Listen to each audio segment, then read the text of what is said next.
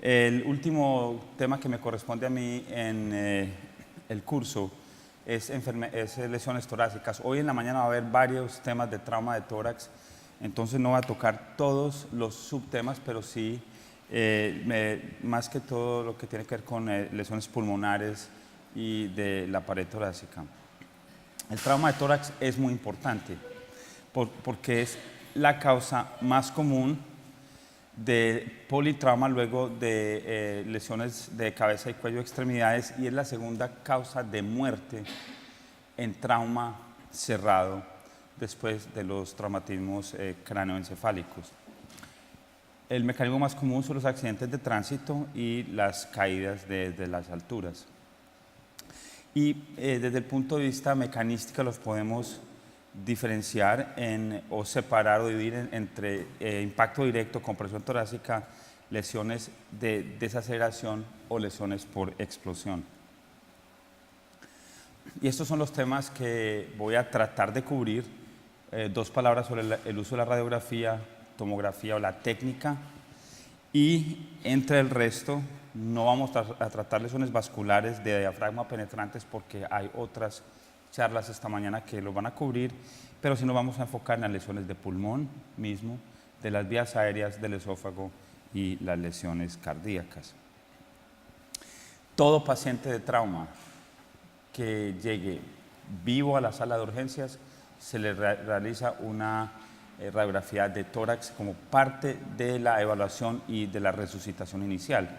Podemos evaluar y encontrar muchas de las lesiones más importantes, neumotórax, y también la posición de tubos, bien sean endotraqueales o tubos a tórax que se hayan podido colocar en el sitio del accidente o mientras el paciente está siendo trasladado en la ambulancia a la sala de urgencia. Muchas veces los socorristas pueden poner tubos de distintos tipos, entonces lo primero que vamos a hacer cuando llegue el paciente es la posición de esos tubos.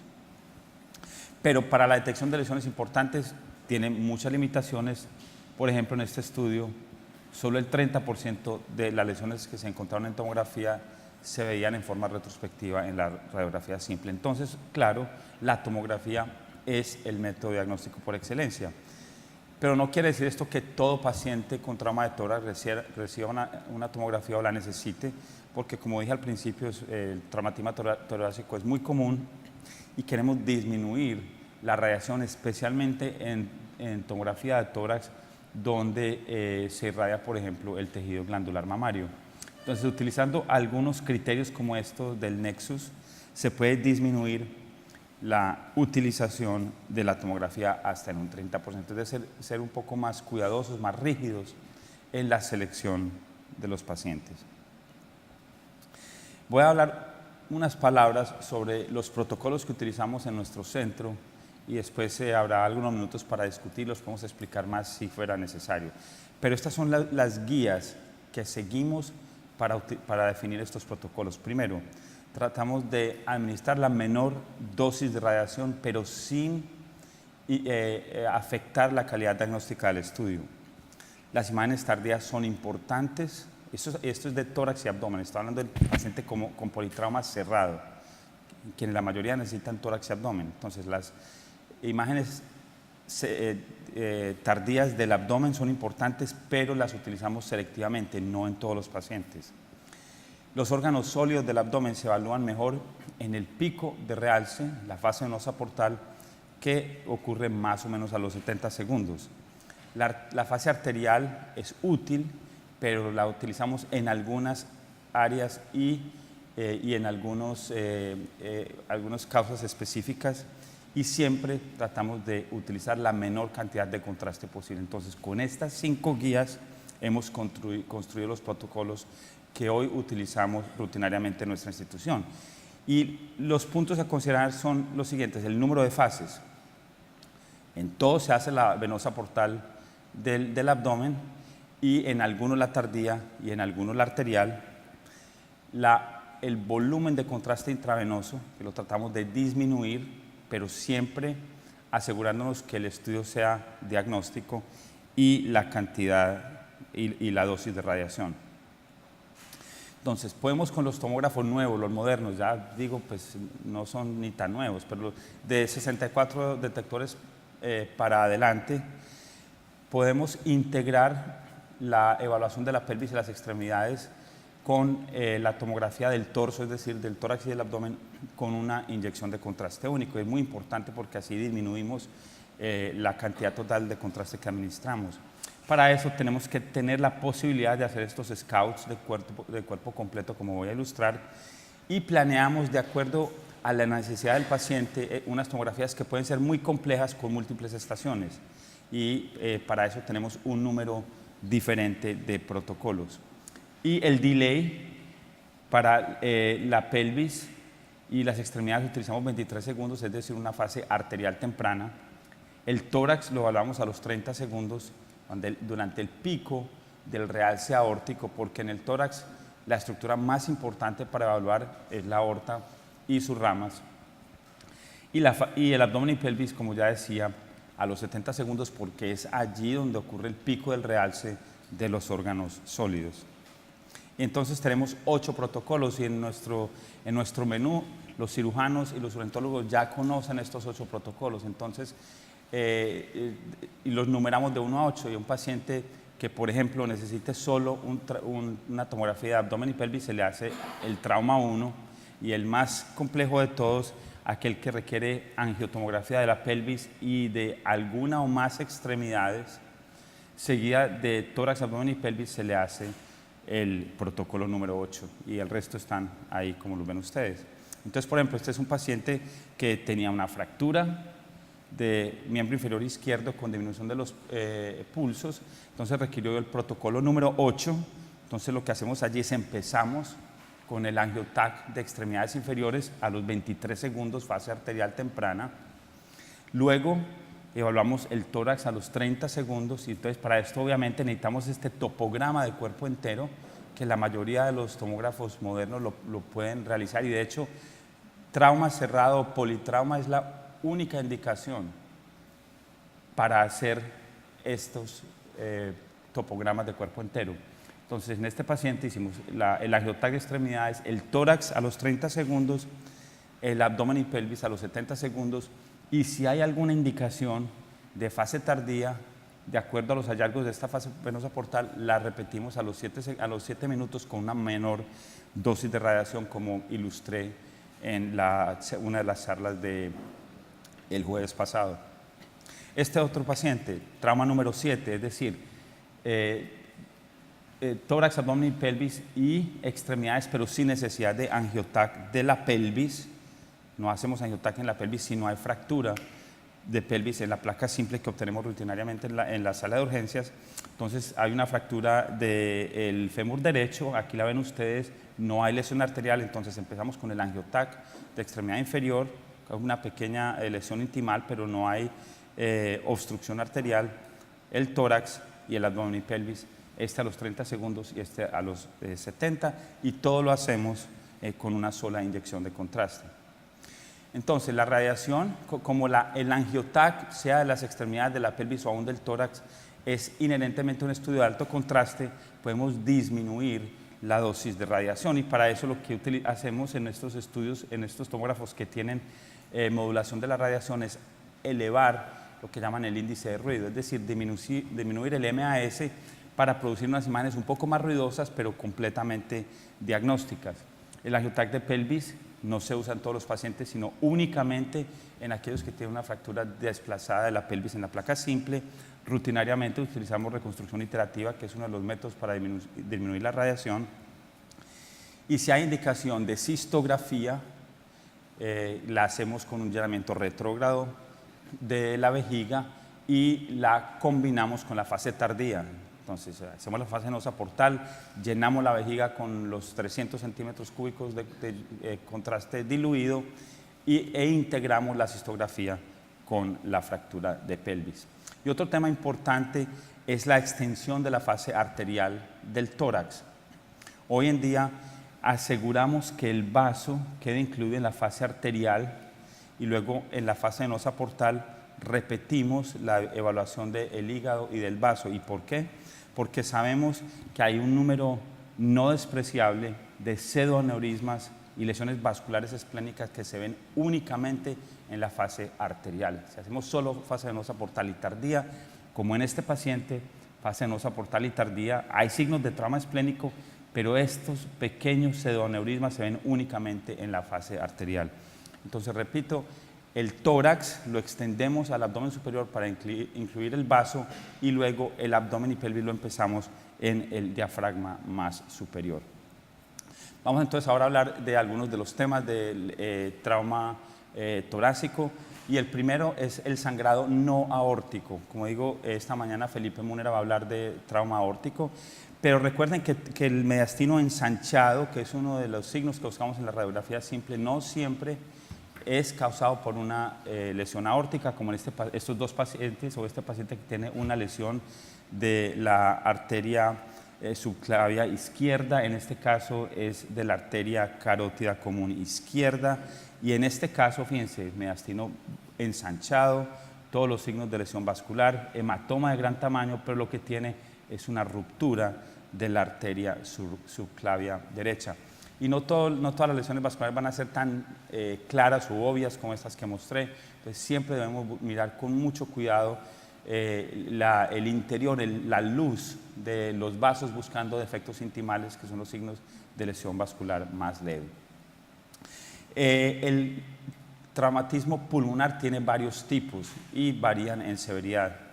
El más leve y tal vez el más común es la contusión pulmonar, y se caracteriza porque hay disrupción de la pared alveolar y de los capilares que están en los septos, y por lo tanto hay sangrado al espacio alveolar y al intersticio, pero no hay disrupción del parénquima pulmonar mismo, es un sangrado en los alvéolos, y por eso los pacientes pueden presentarse con hemoptisis, y sí es significativo. Y tiene una de las características importantes es que evoluciona muy rápidamente. El pico puede ocurrir a las 24 o 48 horas, empieza a desaparecer más o menos a los 2 o 4 días y luego resuelve casi que por definición a los 10 días. Opacidades que permanezcan más de 10 días post-trauma no son contusiones pulmonares. Pueden ser parcheadas, mal definidas o con estas imágenes de vidrio esmerilado que se ven claramente mejor con tomografía. Los hematomas, fíjense que la contusión es simplemente un sangrado en el espacio aéreo sin disrupción. El hematoma ya implica que hay algo de disrupción del parénquima pulmonar, luego es una acumulación de sangre más focalizada, con unos bordes mejor definidos, y tienden a persistir más tiempo que la contusión. Ejemplos de contusiones donde hay áreas de consolidación rodeadas de áreas de vidrio esmerilado. Este es sangrado en el espacio aéreo, pero sin disrupción del parénquima pulmonar. Estas pueden ser muy difíciles de ver o imperceptibles en la radiografía simple de tórax. Entonces, si tiene un paciente con una radiografía simple aparentemente normal y hemoptisis, una de las posibilidades es que tenga una contusión. La hemoptisis es un síntoma o un signo muy alarmante, pero que no siempre indica que hay una lesión masiva o muy severa del tejido pulmonar. Pueden ser multifocales, como en este caso. Posiblemente la contusión inicial esté en el lóbulo inferior derecho, pero la sangre se puede distribuir por vía bronquial a los demás lóbulos del mismo pulmón o aún a lóbulos del pulmón contralateral. Entonces, cuando vemos imágenes de vidrio esmerilado difusas en el espacio aéreo, no indica necesariamente que hay contusión en todos los lóbulos o en ambos pulmones, sino que puede ser simplemente que hay paso de sangre de un lado a otro o a través de los bronquios de un lóbulo a otro. Esta es una apariencia muy común de las contusiones, estas opacidades pequeñas en vidrio esmerilado en la periferia de alguno de los lóbulos. Este es un ejemplo de un hematoma más focal. Aquí ya no es una consolidación y ven signos de lesión asociada, por ejemplo, a un neumotórax, puede haber fracturas también. Estos hematomas, al evolucionar, pueden dejar cavidades, defectos en el interior del parénquima pulmonar. Como decía, la contusión desaparece rápidamente. Por ejemplo, esta radiografía de tórax en admisión muestra una opacidad mal definida, pero es real. Puede haber algo de atelectasia también en este paciente traumatizado, y apenas 3 días después ha desaparecido completamente esta contusión, lo que define que casi con seguridad se trata de unas áreas de contusión. Otras opacidades que pueden asemejar contusiones incluyen aspiración, atelectasia, síndrome de dificultad respiratoria, edema pulmonar, embolismo graso. Pueden coexistir con contusiones o coexistir ellas mismas. Lo más importante es que estas tienden a persistir durante más tiempo y desde el punto de vista de imágenes es casi imposible distinguir unas de las otras, entre ellas. Entonces, si vemos opacidades múltiples en los pulmones, tenemos que hacer un diagnóstico diferencial y será la condición clínica y en algunos casos lavado pulmonar o lavado bronquial lo que defina de qué se trata las opacidades o para confirmar la causa de las mismas. La laceración pulmonar, por definición, implica que hay una disrupción del parénquima pulmonar. Tienden a tener una morfología mucho más ovoide y a medida que evolucionan pueden dejar cavidades con sangre o con aire y las denominamos hematocele y neumatocele respectivamente. Usualmente indican que hay un mecanismo más severo de traumatismo torácico con compresión y golpeo contra la columna vertebral, o puede haber penetración por una fractura costal directamente lacerando el tejido pulmonar. Pueden resolverse, usualmente se resuelven espontáneamente, pero también pueden complicarse con infección y con cierta frecuencia con fístulas broncopleurales. Entonces aquí vemos una opacidad y la caracterizamos con esa tomografía. Hay áreas de contusión, sí, virus esmerilado, pero además hay cavidades neumatoceles. Esta es una laceración pulmonar. Eso ya es una lesión pulmonar más severa y pueden ser múltiples, como ven acá en este ejemplo. Las lesiones de las vías aéreas mayores son raras, o yo diría muy raras. Se dice que 1% de los traumas severos, pero estos es de los que sobreviven. Entonces, en realidad, en pacientes que vemos hoy, evaluamos con imágenes, no es algo muy común, pero siempre lo debemos sospechar porque somos los radiólogos los primeros que podemos alertar al cirujano de que hay una lesión de un bronquio mayor. Más comunes en el lado derecho que en el izquierdo, y el mecanismo tiende a ser una compresión directa nuevamente entre el esternón y la columna. Cuando un paciente trauma de tórax ocurre, por ejemplo, un accidente de tránsito, el esternón puede llegar a tocar la columna en el momento de la compresión contra el manubrio del carro. Y eso pues, lo vemos en algunas animaciones y es muy diciente de la severidad del trauma y por qué vemos todas estas lesiones asociadas y por qué es la segunda causa de mortalidad en politrauma cerrado, las lesiones del tórax. Entonces, ¿qué vemos en la tomografía? Lo más común es un neumotórax de gran tamaño que persiste a pesar de colocarse 1, 2, a veces 3 tubos a tórax en buena posición. Puede haber neumomediastino, unas salidas de gas de gran cantidad con enfisema subcutáneo, el signo del pulmón caído cuando hay una fractura completa de la vía aérea y ocasionalmente podemos ver directamente el sitio de la disrupción en la pared del bronquio. Y este es un ejemplo clásico y a la vez dramático. Vean este paciente que tiene un hemoneumotórax en el lado izquierdo con tubo a tórax, etc. Y a pesar de tener un tubo de tórax en el lado derecho completamente en muy buena posición, hay un neumotórax masivo. Y aún en esta placa simple en posición supina da la impresión de que el pulmón está, entre comillas, caído. O sea, como que perdió su continuidad con el resto de las estructuras del tórax. Y esto lo confirmamos con esta tomografía, tubo a tórax con una fuga de gas masiva. Uno lo ve cuando se está conectado a la pared como hay una salida constante de gas y el pulmón está en la parte posterior de la cavidad y aquí se ve el sitio de la disrupción del bronquio principal derecho. Este es el sitio más común de lesiones bronquiales mayores. Y aquí, en este otro paciente, tiene una lesión menor, es parcial del bronquio, hay un defecto en la pared posterior, que aquí se ve tanto en la reconstrucción coronal como en la imagen axial, para una fuga masiva de gas. tanto a la cavidad torácica como al mediastino y a la pared torácica. El enfisema subcutáneo es un signo muy dramático, pero no indica que hay una lesión muy severa. O sea, hay que encontrar la causa, pero es el neumotórax que no resuelve, a pesar de colocarse los tubos de tórax, lo que nos indica que hay una fuga de gas y posiblemente una lesión de vía aérea mayor.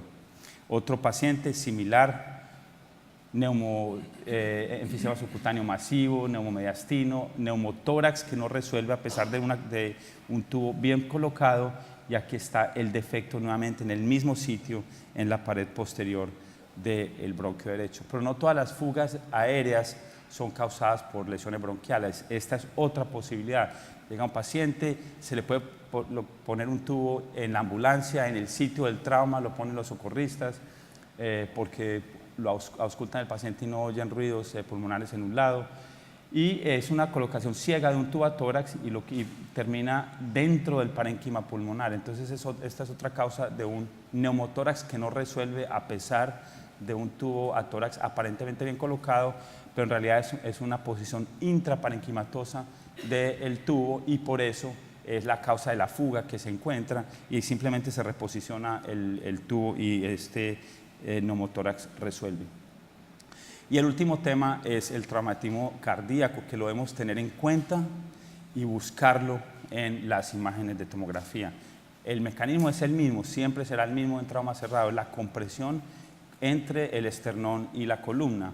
Y el trauma puede afectar el miocardio, el pericardio, las arterias coronarias, las válvulas, los músculos papilares, etc.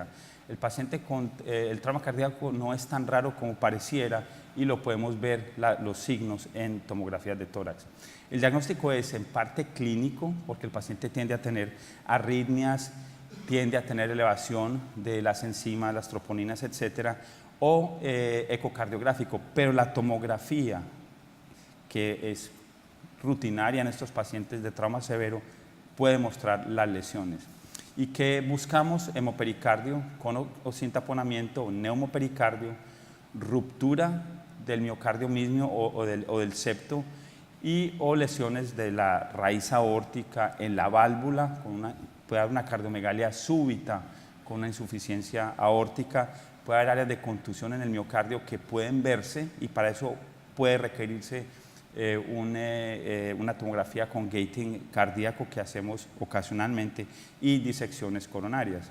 Este paciente, por ejemplo, después de sufrir un trauma cerrado, ven ustedes que hay hemotórax también, tiene un hemopericardio, y aquí se ve el sitio del defecto en el ápice cardíaco. Ese paciente sobrevivió este traumatismo y ya había signos de taponamiento.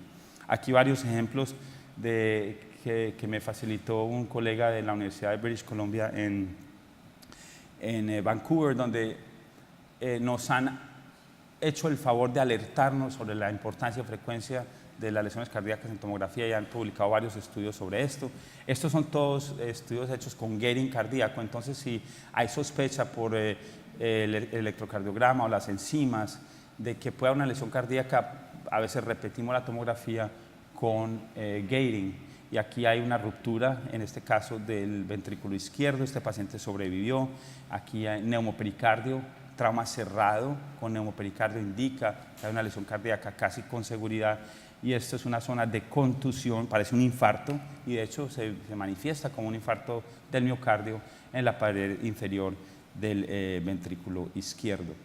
En trauma penetrante buscamos la localización y tratamos de predecir los trayectos para ver si hay o no lesión cardíaca. Aquí, por ejemplo, tenemos un proyectil dentro o muy cerca del corazón en el pericardio. Este paciente requiere una ventana pericárdica para exploración. Si está dentro del septo o en la cavidad misma, este paciente obviamente tiene una lesión cardíaca. Pero en pacientes con trauma penetrante, la presencia de neumopericardio es un signo de lesión cardíaca, y también requieren exploración con una ventana pericárdica, porque la mayoría tienen alguna lesión del miocardio que puede ser corregida.